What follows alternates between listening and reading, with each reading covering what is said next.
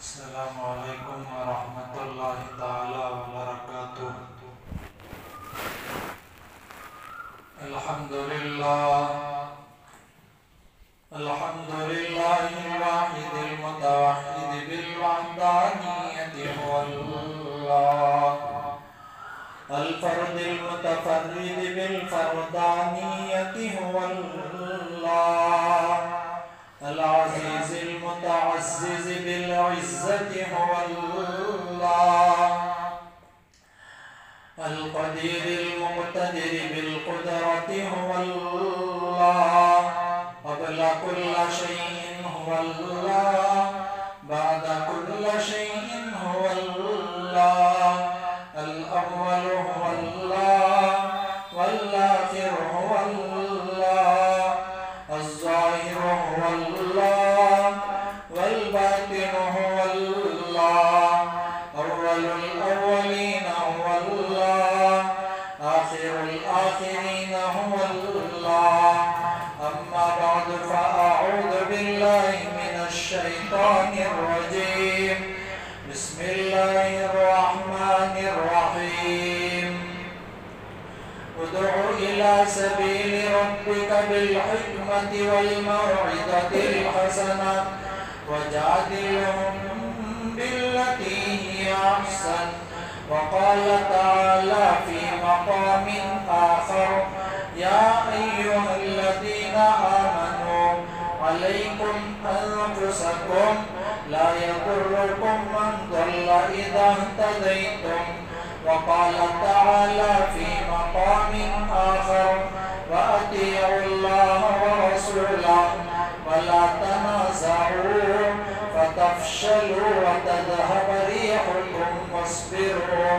صدق الله العظيم. وقال النبي صلى الله عليه وسلم: من أحب سنتي فقد أحبني، ومن أحبني كان معي في الجنة. وقال النبي صلى الله عليه وسلم: بلغوا عني ولو آية. وقال عليه الصلاة والسلام: المسلم أخو المسلم، أو كما قال النبي صلى الله عليه وسلم. اللهم صل على محمد وعلى آل محمد كما صليت على إبراهيم وعلى آل إبراهيم إنك حميد مجيد.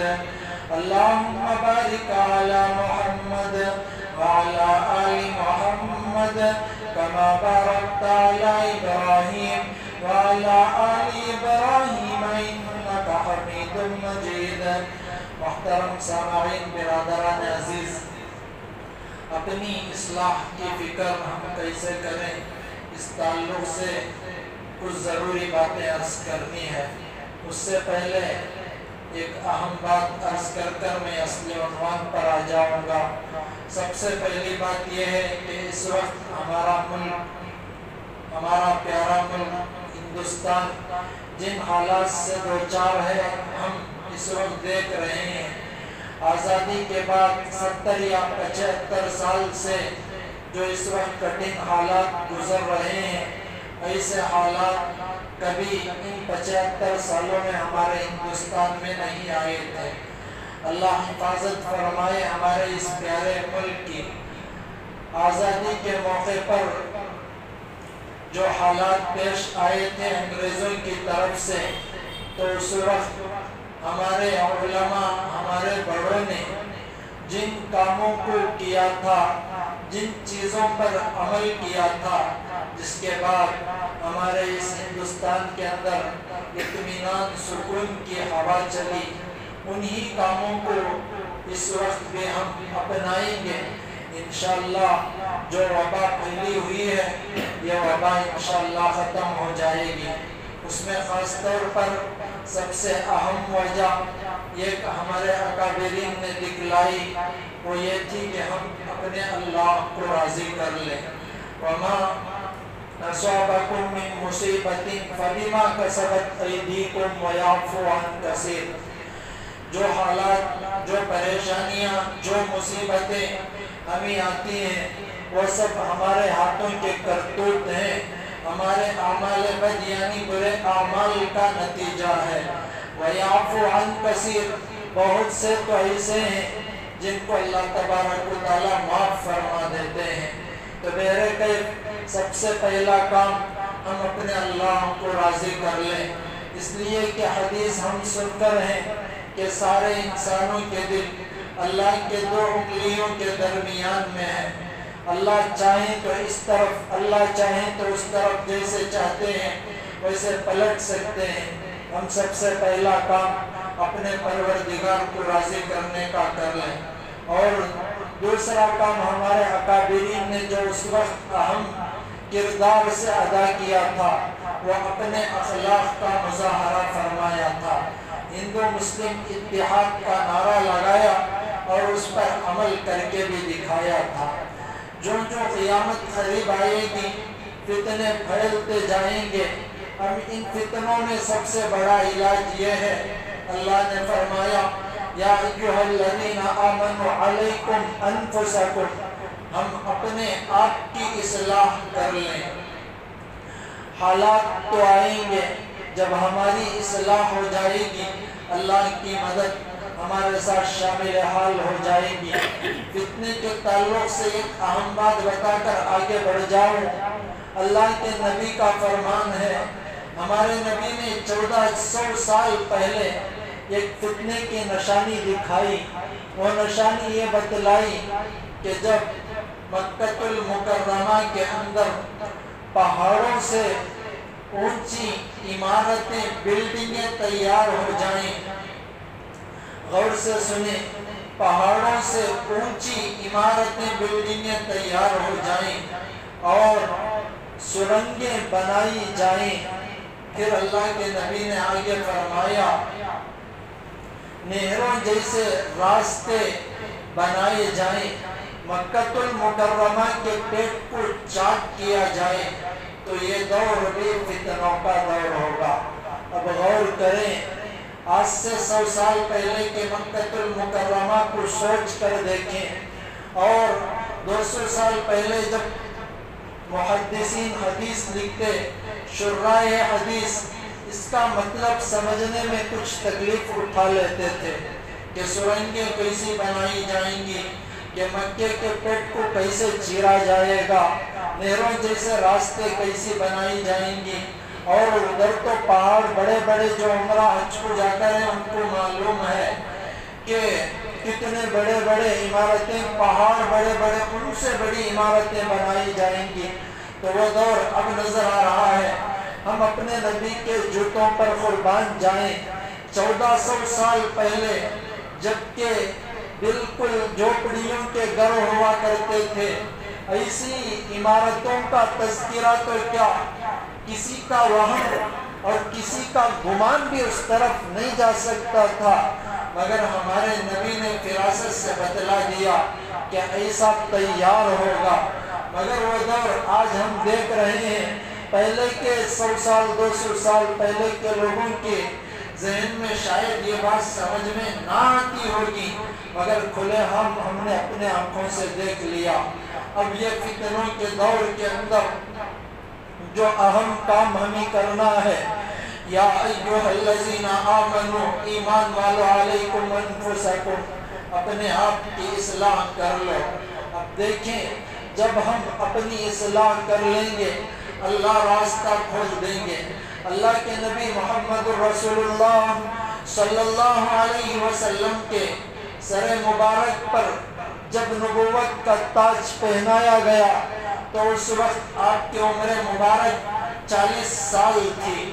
اللہ کے نبی 23 سال تک اس کے بعد دنیا کے اندر قیام فرمائے، اس میں سے 13 سال مکہ المکرمہ میں اور 10 سال نبی نے مدینہ المنورہ میں قیام فرمایا۔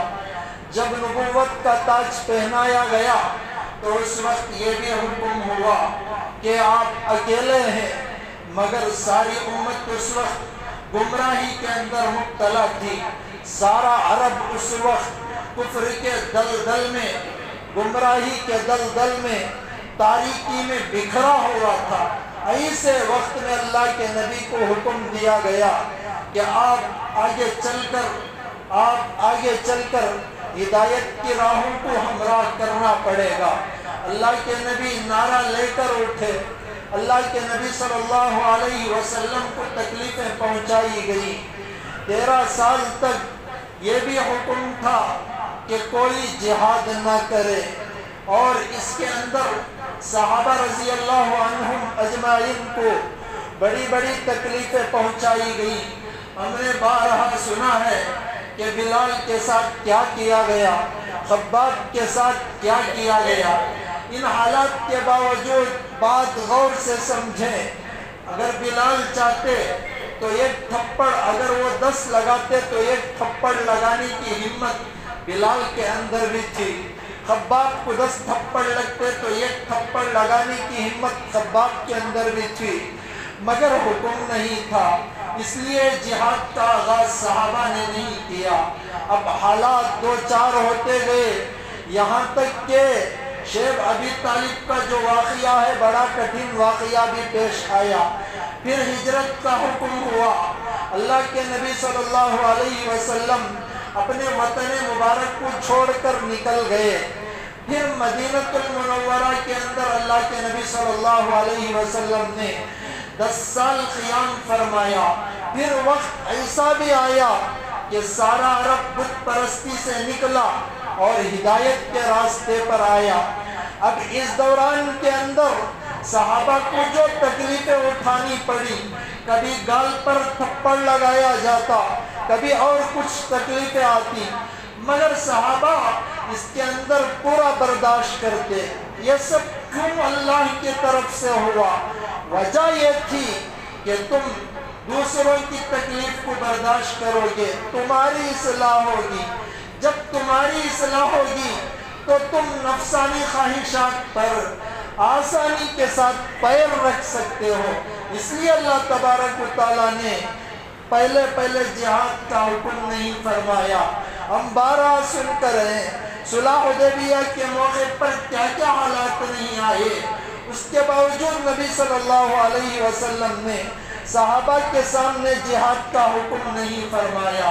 اب دیکھیں، غور سے سنیں، جب صحابہ کی ایسی تربیت ہو گئی، اللہ کے نبی نے ایسی تربیت فرما دی، تو اس کے بعد صحابہ اسلام کے پرچم کو لے کر جس خطے میں بھی پہنچے، چاہے 1 صحابی ہو کہ 2 صحابی ہو کہ 4 صحابی ہو، ساروں نے حالات کا رخ ہی بدل دیا۔ یہاں تک بھی کتابوں میں لکھ کر ہے کہ صحابہ میں سے 2 صحابہ ایک ایسے ملک کو پہنچے جہاں صحابہ نے دعوت دین نہیں دی، مگر اسلام کے مطابق تجارت کیا، اصلاح ہو چکی تھی۔ اللہ نے سارے ملک کو ان کے دونوں کی بدولت ایمان عطا کر دیا۔ اب ساتھیوں، جب صحابہ اپنی اصلاح کے ساتھ آگے بڑھے، اللہ نے حالات کا کرشمہ پورا بدل دیا۔ آگے دیکھیں، صحابہ رضی اللہ عنہم اجمعین کے دلوں کے اندر اللہ کا ڈر اور اپنی اصلاح کی فکر کیسی تھی۔ حضرت عمر فاروق رضی اللہ عنہ، جو بڑے صحابی، جن کے بارے میں نبی نے فرما دیا عمر فی الجنہ، عمر تم جنت میں جاؤ گے۔ اب اللہ کے نبی کا فرمان بالکل سچا، اس کے باوجود اللہ کے نبی صلی اللہ علیہ وسلم کا فرمان عمر کو یاد رہا، مگر حضرت حذیفہ بن یمان کے پاس جاتے۔ حذیفہ بن یمان اللہ کے نبی کے رازدار صحابی تھے، اللہ کے نبی نے ان کو منافقوں کی فہرست بتلا دی تھی۔ حضرت عمر جاتے، جا کر پوچھتے، حذیفہ بس اتنا بتا دو کہ ان منافقوں میں سے میرا نام ہے یا نہیں۔ اب دیکھیے، اتنے بڑے صحابی مگر ڈر اتنا جس کی کوئی حد نہیں۔ حضرت حنظلہ رضی اللہ عنہ بڑے صحابی، مگر ایک مرتبہ اللہ کے نبی کی مجلس مبارک میں آ کر فرمایا، یا رسول اللہ میں منافق ہو گیا، میں ہلاک ہو گیا۔ اللہ کے رسول نے فرمایا کہ کیا ہو گیا، اسی بات کرتے ہو؟ اللہ کے نبی سے حضرت حنظلہ نے دریافت کیا، یا رسول اللہ جب آپ کی مجلس میں ہوتا ہوں تو معاملہ الگ اور کیفیت الگ ہوتی ہے۔ آپ کی مجلس سے اٹھ کر باہر جاتا ہوں تو کیفیت کا انداز الگ ہو جاتا ہے۔ اللہ کے نبی نے تسلی دی کہ اے حنظلہ یہ کوئی بات نہیں، کیفیت بدلتے رہتے ہیں۔ تو اپنی اصلاح کی فکر کتنی زیادہ تھی۔ حضرت ذوالنون مصری رحمت اللہ علیہ بہت بڑے اللہ والے گزرے ہیں۔ حضرت تقی عثمانی صاحب قبلہ دامت برکاتہم نے بھی حضرت کے تعلق سے ایک اہم بات لکھی ہے کہ اتنے بڑے اللہ والے تھے جن کی اللہ والے اتنے بڑے کہ اس کی کیفیت ہمارے دل کے اندر آنا اور اس کا احساس ہونا بھی مشکل ہے۔ ان کے واقعات میں ایک بات یہ بھی لکھ کر ہے کہ حضرت ذوالنون مصری رحمت اللہ علیہ کے پاس گاؤں والے ایک مرتبہ آئے، آ کر کہا کہ حضرت قحط سالی پڑی ہوئی ہے اور کھیتوں کے اندر اناج اگتا نہیں، بارش کی کمی، لوگ بھوکے مر رہے ہیں، جانوروں کو پیاس کی شدت محسوس ہو رہی ہے، اب اس وقت کیا کیا جائے؟ حضرت ذوالنون مصری رحمت اللہ علیہ نے فرمایا کہ اللہ سے توبہ کی جائے، اور پھر ذوالنون مصری نے فرمایا کہ حالات جو آتی ہے، قحط سالی جو آتی ہے، یہ اپنے گناہوں کی بدولت آتی ہے۔ ہو سکتا ہے کہ اس سارے گاؤں کے اندر سب سے بڑا گنہگار میں ہوں، میں اس گاؤں کو چھوڑ دوں گا، تب اللہ تبارک و تعالیٰ بارش کو نازل فرما دیں گے۔ بڑے اللہ والے مگر فوراً گاؤں سے باہر نکل گئے، سارے لوگوں کو تسلی دی کہ مجھ جیسا گنہگار گاؤں سے جب نکلے گا اللہ بارش نازل فرما دیں گے۔ اب اتنے بڑے اللہ والے کے پاس سارے لوگ گئے تھے بارش کی دعا کے واسطے، مگر اللہ والا یہ کہہ رہا ہے کہ میں خود گنہگار، میں اپنے آپ کو اپنا گاؤں چھوڑنے پر مجبور کرتا ہوں۔ تو ساتھیوں، ایسی اصلاح کی فکر ہمارے اللہ والوں کے اندر تھی۔ اشرف علی تھانوی رحمت اللہ علیہ کا نام ہم سن کر ہیں۔ حضرت کے پاس ایک مرید آئے، کہا حضرت جب تک ہم اپنی مجلس میں ہوتے ہیں، آپ کے بیانات کے جو الفاظ سنتے ہیں، اس وقت دل کے اندر یہ بات آتی ہے کہ سب سے گھٹیا میں ہی ہوں۔ اور حضرت اشرف علی تھانوی رحمت اللہ علیہ جب اس کی یہ بات سنے تو فوراً فرمایا کہ جب تک تمہاری مجلس میں بیٹھ کر میں بیان کرتا ہوں تو میری کیفیت بھی ایسی ہی ہوتی ہے۔ تو ساتھیوں دیکھو، اصلاح کی فکر کتنی زیادہ ہمارے ان اللہ والوں کے دلوں کے اندر تھی، اور ہمارے ان اللہ والوں کے ذہنوں میں کیا بات تھی، کتنی اصلاح کی فکر اپنے آپ میں کرتے تھے۔ آج بڑے بڑے انجمنیں، بڑے بڑے مدارس، بڑی بڑی جماعتیں اور بڑے بڑے جلسے اصلاح معاشرہ کے تعلق سے ہو رہے ہیں، ہوں گے انشاءاللہ، ہونا بھی چاہیے، مگر اس کے باوجود پرنالہ وہیں گر رہا ہے۔ حالات کے جو تو ایسے ہی ہیں، حالات رخ کا کایا نہیں بدلتے۔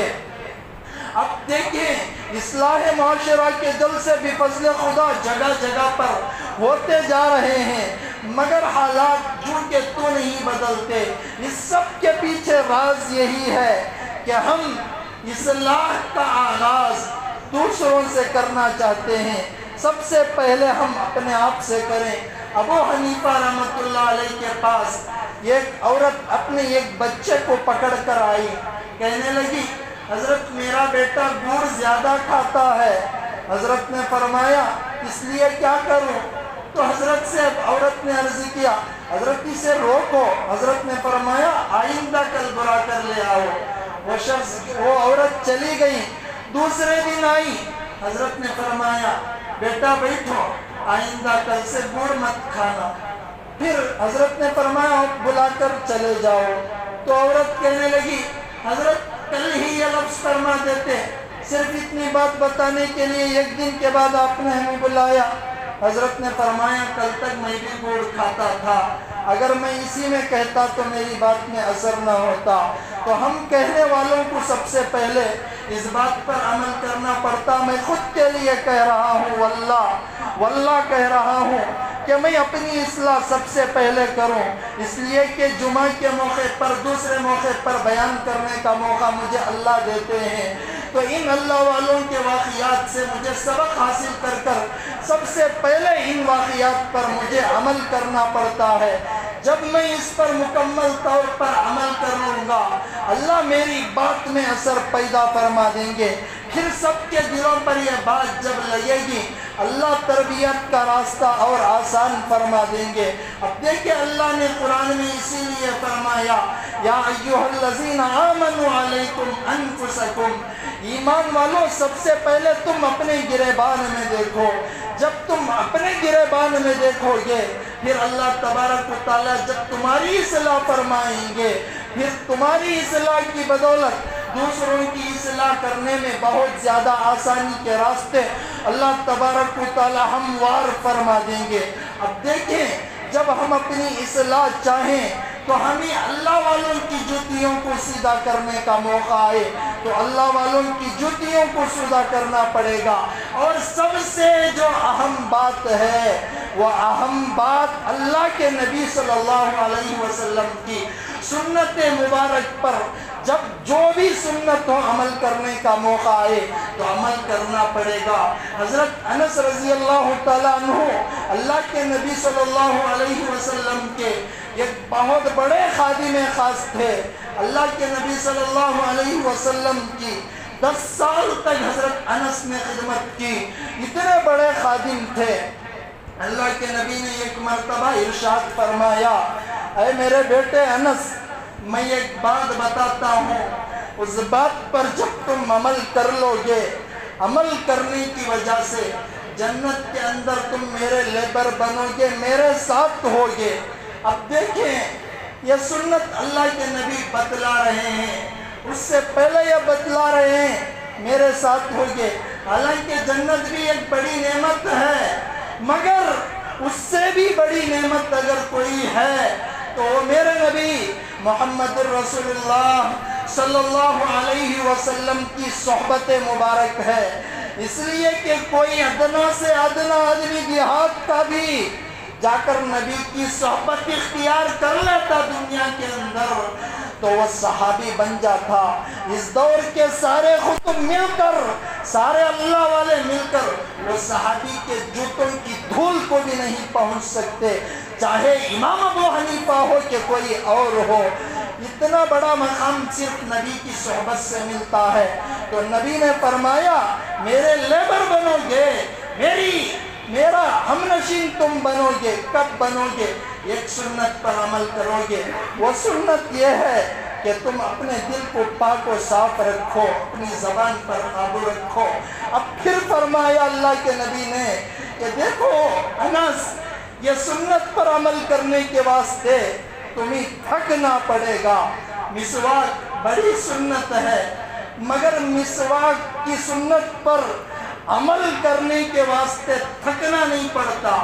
داڑھی ایک سنت ہے، ابھی سنت پر عمل کرنے کے واسطے تھکنا نہیں پڑتا، مگر یہ جو سنت ہے اس سنت پر عمل کرنے کے واسطے آدمی کو بہت زیادہ تھکان ہوتی ہے، مگر اس تھکان کے اندر دنیا میں کچھ ملے کہ نہ ملے، مگر نبی صلی اللہ علیہ وسلم خود فرما رہے ہیں کہ تم میرے لیبر بن جاؤ گے، میرے نوکر بن جاؤ گے۔ اب نبی سے بڑھ کر جنت کے اندر بھی نوکری کوئی اور دوسری ہو نہیں سکتی۔ اس لیے کہ میرے ساتھیوں، اللہ کے نبی کی حدیث میں نے کچھ جمعہ پہلے فرمایا تھا۔ اللہ کے نبی سے پوچھا گیا تھا مل ایمان، یا رسول اللہ ایمان کیا؟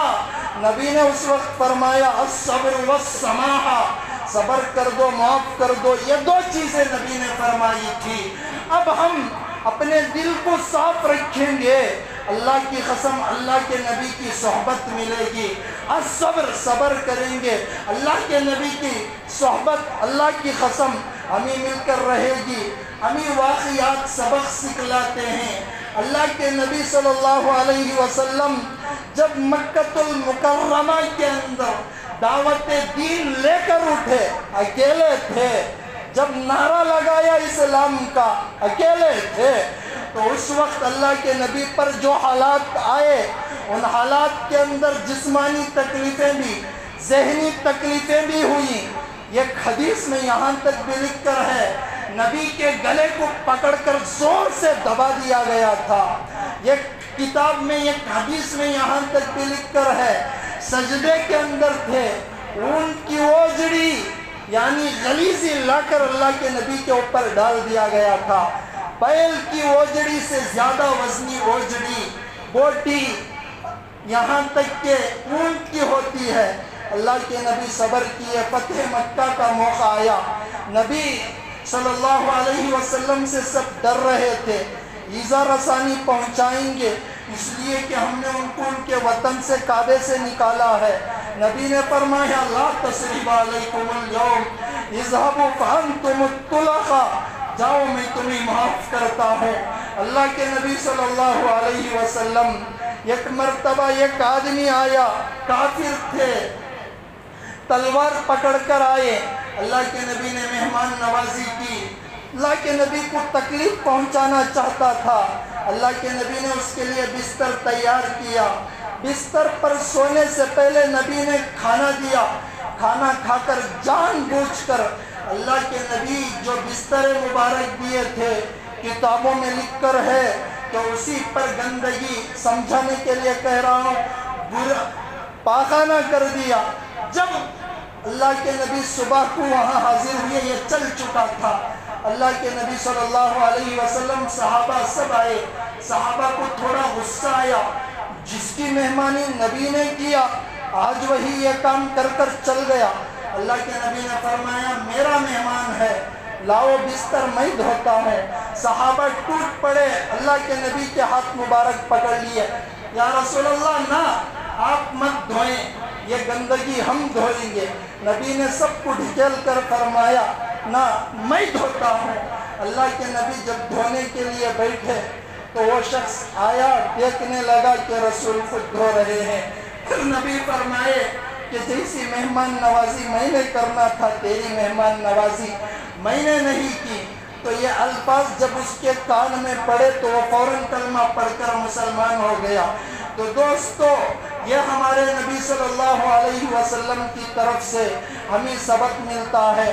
ہم نبی کے اخلاق کو, جو بڑے سنت ہے اس سنت کو اپنائیں. آدمی تھکے گا, تھک جائیں, دنیا ہے, 60 سال کی عمر ہے, زیادہ کی نہیں, مگر جنت میں تو اللہ کے نبی خود فرما رہے من احب سنتی, جو میری سنت سے محبت کرے گا, من احبنی, اس نے مجھ سے محبت کی, ومن احبنی, جس نے مجھ سے محبت کی, کان معی فی الجنہ, اور جنت میں میرا لیبر ہوگا, میرا نوکر ہوگا, میرا غلام ہوگا. اب اس سے بڑی چیز کیا ہوگی؟ تو ساتھیوں سنتوں پر عمل کریں تو یہ مہا بڑی سنت ہے, اس سنت پر بھی عمل کر لیں. آخر میں ایک بات میں عنوان سے ہٹ کر امیر شریعت کرناٹک قبلہ دامت برکاتہم کی عرض کر دیتا ہوں. حضرت نے گزشتہ کل ہی سارے علماء سے فرمایا کہ جمعہ کے موقع پر اعلان کریں کہ جو یونیفارم سول کوڈ نافذ کیا جا رہا ہے اس کے خلاف جو آپ موبائل میں دیا گیا ہے, اس آپ کے ذریعے سے لا کمیشن تک جو کمپلینٹ پہنچانا ہے, جو FIR درج کرائیں, یہ جلدی کرائیں. آج رات 12 بجے تک کا وقت ہے. اور مسلم پرسنل اللہ سے تو حضرت عمرین محفوظ رحمانی نے یہ بھی فرمایا کچھ نوجوان جن کو یہ چیز کرنے کی موبائل میں ہم سب کو نہیں آتی, جسے آتی ہے ان کو وہ ساتھی کچھ 5-6 لوگ 5-6 ساتھی جم کر گھر گھر پہنچ کر مسلمانوں کے یہ آپ ڈاؤن لوڈ کر پھر فوراً لا کمیشن تک یہ ہمارا کمپلینٹ پہنچانے کی فکر کریں. اور خصوصیت سے حضرت قبلہ نے, امیر شریعت نے, عمران محفوظ سب نے اس وقت ذمہ داروں کو, کمیٹیوں کو متوجہ کیا کہ یہ کام بہت کم ہوا ہے. حالانکہ یکساں سول کوڈ ایمان کے خلاف ہے, ایمان کفر میں جو تضاد ہے یہ تضاد یکساں سول کوڈ کے اندر ہے.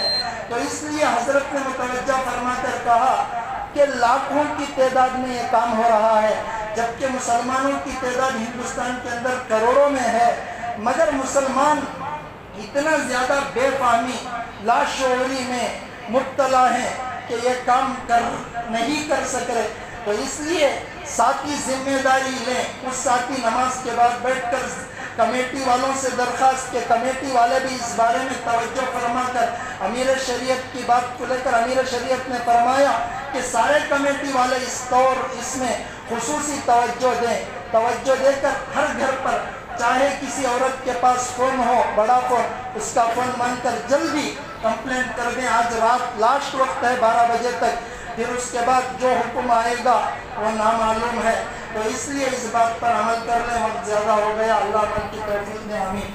وآخر دعوانا